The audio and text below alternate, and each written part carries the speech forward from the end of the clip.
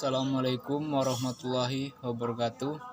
Perkenalkan, nama saya Yogi Sepen Saputra dari kelas 3D, NIM 2020151126. Di sini saya akan menjelaskan tentang pengertian belajar, teori belajar, pengertian arti dari Homo educandum. Itu yang pertama, pengertian belajar. Belajar adalah perubahan yang relatif permanen dalam perilaku atau potensi perilaku. Sebagai hasil dari pengalaman atau latihan yang diperkuat, belajar merupakan akibat adanya interaksi antara stimulus dan respons. Seseorang dianggap telah belajar sesuatu jika dia dapat menunjukkan perubahan perilakunya. Arti Homo educandum. Homo educandum adalah artinya makhluk yang dapat menerima pendidikan atau sering juga disebut dengan educable. Dari beberapa predikat di atas menunjukkan bahwa manusia membutuhkan pendidikan dan mampu untuk melakukan pendidikan yang dimaksudkan bagi perkembangan manusia sendiri. Teori belajar. Pada dasarnya, teori-teori belajar humanistik, konstruktivistik, kognitif, dan behavioristik memiliki tujuan yang sama, yaitu sebuah perubahan sikap, perilaku, dan keterampilan peserta didik yang diperoleh melalui proses belajar dan mempelajari itu sendiri. Namun yang membedakan adalah cara pandang terhadap apa dan bagaimana tujuan pembelajaran dapat dicapai.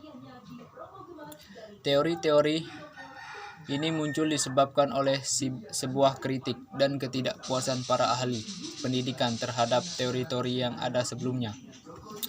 Teori konstruktivistik muncul sebagai kritik terhadap teori behavioristik yang hanya menjadikan peserta didik sebagai objek yang pasif. Pembelajaran behavioristik hanya berpusat kepada pendidik.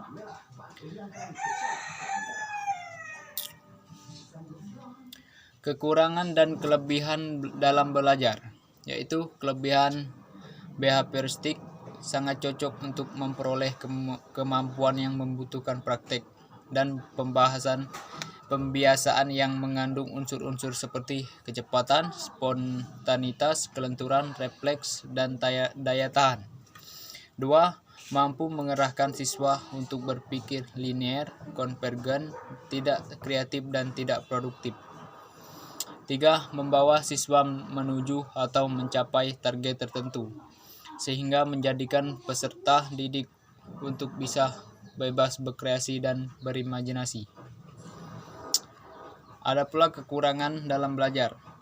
1. Pembelajaran siswa yang berpusat pada guru, bersifat mekanistik dan hanya berorientasi pada hasil yang diamati dan diukur.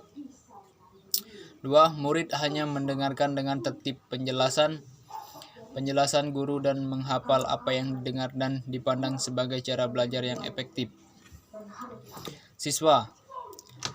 3. Siswa tolerir baik hukuman verbal maupun fisik seperti kata-kata kasar, ejekan, jeweran yang justru berakibat buruk pada siswa.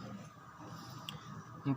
Tidak mampu menjelaskan situasi belajar yang kompleks, sebab banyak variabel atau hal-hal yang berkaitan dengan pendidikan dan atau belajar yang tidak dapat diubah menjadi sekedar hubungan stimulus dan respons.